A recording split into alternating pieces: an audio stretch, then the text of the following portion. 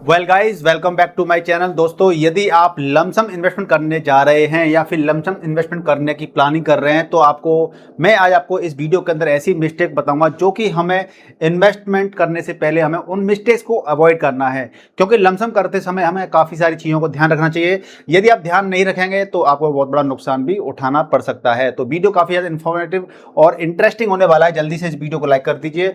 Channel पर नए तो चैनल को सब्सक्राइब कर लीजिएगा। और सबसे पहले हम बात कर लेते हैं पहली मिस्टेक, जो कि होती है इमरजेंसी फंड। यानी कि आप लमसम इन्वेस्टमेंट करना जा रहे हैं, लमसम इन्वेस्टमेंट कर चुके हैं, तो आपके पास जो इमरजेंसी फंड होता है वो होना चाहिए।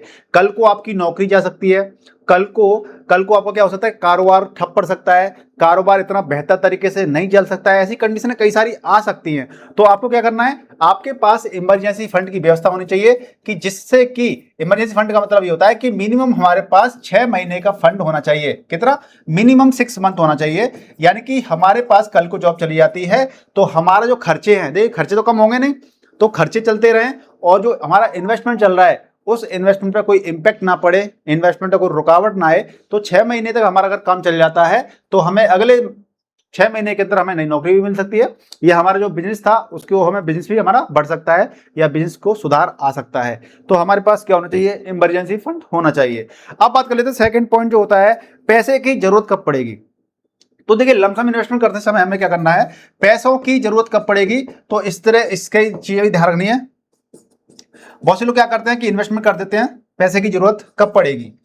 बहुत से लोग क्या करते हैं, पैसा इन्वेस्टमेंट कर देते हैं और उसके बाद क्या होता है कि सॉरी, तुरंत ही बाद पैसा निकाल लेते हैं, या फिर यूं कहें कि हमने पैसा लगा दिया, बिना सोचे समझे पैसा लगा दिया लमसम में। हमें मालूम, हमने कहीं देख लिया, समझ लिया, सुन लिया कि अरे मार्केट से तो बहुत अच्छा पैसा बनता है, मार्केट से अच्छा पैसा बनता है, तो लमसम ऐसा करते हैं, जो घर पे पैसे रखे हुए हैं या फिर ऐसा करते हैं किसी से उधार लेकर के पैसा लगा देते हैं। 10 लाख, 5 लाख, 20 लाख, 25 लाख, 30 लाख, और पैसा लगा दिया। और वो आपने लगाया था शॉर्ट टर्म के लिए, 1 साल के लिए पैसा लगाया आपने या 2 साल के लिए पैसा लगाया था, और लेकिन हो गया क्या, उल्टा हो गया। क्योंकि मार्केट में हमेशा हालात एक जैसे नहीं रहते हैं, मार्केट में हालात बदलते रहते हैं। तो जो हम लॉन्ग टर्म बोलते हैं, लॉन्ग टर्म का मतलब ये होता है कि हमने पैसा लगा दिया है, इसका मतलब ये है कि ये पैसा क्या होगा कि सपोज दैट, मान लीजिए यहाँ पे मैंने 5 साल का ग्राफ ओपन कर लिया है। अब यहाँ पे आपको प्रॉपर तरीके समझाने का प्रयास करूंगा और आप बिल्कुल समझ जाएंगे कि भैया क्या गलती होती है। अब मान लीजिए आपने क्या किया, इस जगह पे थे आप लोग क्या पे थे, यहाँ पर थे, और आपने 5 लाख रुपए लगा दिए। आपने ये सोच के लगा दिए कि हाँ ठीक है यार, एक साल के लिए लगा रहे हैं और मार्केट तो ऊपर जा ही रहा है और तुरंत पैसे निकाल लूंगा, प्रॉफिट ही प्रॉफिट हो जाएगा। लेकिन क्या हुआ, मार्केट नीचे गिर गया।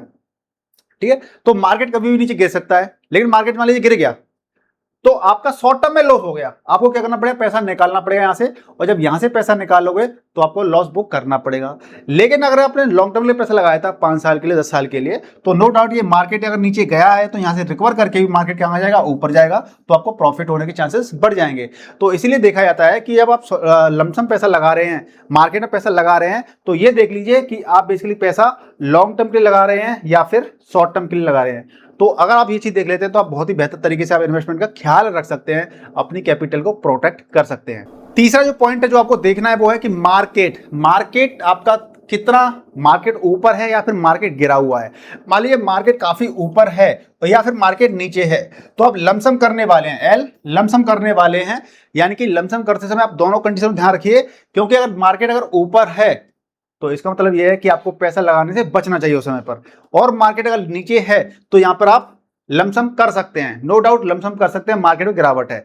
अब मार्केट में हमें पैसा तो लगाना है, लमसम पैसा लगाना है, मोटा पैसा लगाना है हमें, लेकिन हमारा मार्केट ऊपर है तो क्या करें। इसके लिए मैंने ऑलरेडी एक डिटेल में वीडियो बना रखा है, लेकिन आपको शॉर्ट में बता देता हूं आपको कि आपको करना क्या है। आपको एसटीपी के थ्रू पैसा लगाना है, सिस्टमैटिक ट्रांसफर प्लान के थ्रू पैसा लगाना है। यानी कि आपको पैसा, जितना भी पैसा लगाना है आपको, 1 लाख, 5 लाख, 10 लाख, 50 लाख, 1 करोड़, वो पैसा आप सीधा क्या करेंगे, पहले डेट फंड के अंदर डाल देंगे। डेट फंड में डालने के बाद में आप एसटीपी लगा देंगे यहां से, और ये फंड आपका धीरे धीरे इक्विटी के अंदर ट्रांसफर हो जाएगा। ठीक है जी, आप मेरे डिटेल वाले उस वीडियो को देखिएगा, मैं यहाँ पे कार्ड लगा दूंगा, आई कार्ड यहाँ पे लगा दूंगा, तो आप देख लीजिएगा। ठीक है ना, तो ये गलती आपको नहीं करनी है। और नो डाउट मार्केट अगर नीचे है तो आप इन्वेस्टमेंट कर सकते हैं, कोई इशू नहीं। अगला जो पॉइंट है रिस्क एपेटाइट। चौथा जो पॉइंट है रिस्क एपेटाइट, यानी कि हर किसी की रिस्क लेने की क्षमता अलग अलग होती है। तो आपको जो लमसम पैसा लगाना है, तो लमसम पैसा लगाते समय आपको रिस्क को कैलकुलेट आपको बहुत अच्छे तरीके से करना चाहिए। एक बार को एसआईपी करते समय हमें आपको रिस्क ज्यादा कैलकुलेट ना करें तो ज्यादा फर्क नहीं पड़ता है, लेकिन लमसम करते समय हमें काफी ध्यान देना चाहिए, क्योंकि लमसम करते समय क्या होता है कि मार्केट काफी ऊपर होता है या मार्केट नीचे होता है। अगर आपने पैसा लमसम गलत जगह पे लगा दिया, गलत एंट्री कर दिया, आपने गलत जगह पे लगा दिया, तो वो आपका रिस्क कई गुना बढ़ जाता है। तो आप पहले ये देखिए कि आप एग्रेसिव इन्वेस्टर्स हैं, मॉडरेट इन्वेस्टर हैं, या फिर आप कंजर्वेटिव इन्वेस्टर हैं। आप जितना रिस्क ले सकते हैं आप उसी हिसाब से उसी कैटेगरी के फंड के अंदर और आप पैसा लगाएंगे तो आप ज़्यादा बेहतर कंडीशन होगी। अगला जो पॉइंट होता है वो है आपका गोल। आपका गोल क्या है, ठीक है जी, आपका गोल क्या है, मेरे ख्याल से ये छठवां पॉइंट है ना। ठीक है, तो गोल क्या है आपका। अब गोल क्या है, गोल ऐसे हो सकता है, गोल कैसे डिसाइड करेंगे, कोई गोल के हिसाब से हमारा क्या होता है इन्वेस्टमेंट डिसाइड होता है। अब मान लीजिए मेरा कोई शॉर्ट टर्म गोल है कि मुझे 3 साल के बाद में 4 साल के बाद मुझे 2 व्हीलर लेना है या 4 व्हीलर लेना है, तो मैं उसी हिसाब से उसी प्रकार की कैटेगरी के अंदर म्यूचुअल फंड में पैसा डालूंगा, क्योंकि 3 साल के लिए लगाना है, 4 साल के लिए, 5 साल के लिए पैसा लगाना है, तो स्मॉल कैप में तो लगाऊंगा नहीं मैं, क्योंकि स्मॉल कैप ज्यादा रिस्की होते हैं। तो ये शॉर्ट टर्म हो गया। लॉन्ग टर्म आपका क्या हो सकता है, आपको अपने बच्चों की पढ़ाई के लिए पैसे की व्यवस्था करनी है या उनकी शादी की व्यवस्था करनी है तो 10-15 साल के लिए पैसा लगाना है। आपको अपने रिटायरमेंट की प्लानिंग करनी है तो 15-20 साल, 30 साल का टाइम पीरियड है। तो आपके जो गोल होते हैं उन गोल के हिसाब से आप इन्वेस्टमेंट करते हैं तो ज्यादा बेहतर रहता है। उससे आपका, क्योंकि मार्केट में कई प्रकार की कैटेगरीज होती हैं, कई प्रकार के फंड होते हैं, तो हमारी जो रिक्वायरमेंट होगी, तो हमारी जो रिक्वायरमेंट है वो जिस प्रकार के म्यूचुअल फंड से रिक्वायरमेंट पूरी हो जाएगी, हम उस कैटेगरी के अंदर पैसा लगाएंगे। तो आगे से ध्यान रखिएगा कि हमें गोल क्या है आइडेंटिफाई करना है, उस गोल के अकॉर्डिंग ही अपने आप क्या करना है, हमें पोर्टफोलियो डिजाइन करना है। अगला साथी को, हमें जो म्यूचुअल फंड में हम जब पैसा लगाते हैं, लमसम जो इन्वेस्टमेंट करते हैं, वो सारा पैसा हमें एक ही जगह पर नहीं लगाना है। सारी जगह पर पैसा लगाने का मतलब ये है कि हमारे पास लार्ज कैप है, मिड कैप है, स्मॉल कैप है, हाइब्रिड फंड्स है, इंडेक्स फंड है, तो सारा पैसा किसी एक कैटेगरी के अंदर या फिर किसी एक फंड के अंदर आपको नहीं लगाना है। अगर आप ऐसा करते हो तो आप ज्यादा रिस्क, यानी कि आपका पोर्टफोलियो डाइवर्सिफाई नहीं हो पाएगा और आपके जो पोर्टफोलियो होगा उस पर ज्यादा रिस्क आ जाएगा, ज्यादा खतरा मंडराएगा। क्योंकि अगर आपने देखिए लार्ज कैप में सारा पैसा लगा दिया, तो लार्ज कैप क्या होते हैं, सिक्योर फंड होते हैं, यहां पर आपको रिटर्न कम मिलते हैं क्योंकि यहां पर रिस्क भी कम होता है। लेकिन जब मार्केट अंदर रैली चल रही होगी, मार्केट में काफी अच्छा माहौल चल रहा होगा, उस समय पे आप जो ग्रोथ होती है ना, उस ग्रोथ का ज्यादा फायदा नहीं ले पाएंगे, क्योंकि ये धीरे धीरे ग्रोथ करते हैं लार्ज कैप, क्योंकि यहाँ पे रिटर्न कम मिलते हैं, रिस्क कम होता है इसलिए। और यहाँ पे अगर स्मॉल कैप की बात कर लेते हैं, तो स्मॉल कैप में क्या होता है, हाई रिस्क होता है, और हाई रिस्क होता है तो उसके अंदर हाई रिटर्न मिलता है हमें। ठीक है, हाई रिस्क है तो हाई रिटर्न मिलता है। तो यानी कि जब माहौल अच्छा चल रहा है तो आपको यहाँ पे हाई रिस्क लेकर के आप हाई रिटर्न कमाओगे, लेकिन जब माहौल खराब चल रहा है, मार्केट में काफी ज्यादा बियरिश सिग्नल चल रहा है, खराब चल रहा है माहौल, तो आपको यहाँ पर क्या होगा, घाटा ज्यादा देखने को मिलेगा। तो आप अपना सारा पैसा एक ही कैटेगरी के अंदर लगा देंगे तो आपको या तो ज्यादा लॉस होगा या फिर आप यूं कहें कि आप ज्यादा फायदा नहीं ले पाएंगे। तो इसलिए आपका अपने पोर्टफोलियो को अपने रिस्क के हिसाब से क्या करना है, आपको डिजाइन करना है और हमें पैसा प्रॉपर तरीके से डाइवर्सिफाई करना है, जिससे कि हमारा पोर्टफोलियो बैलेंस रहे।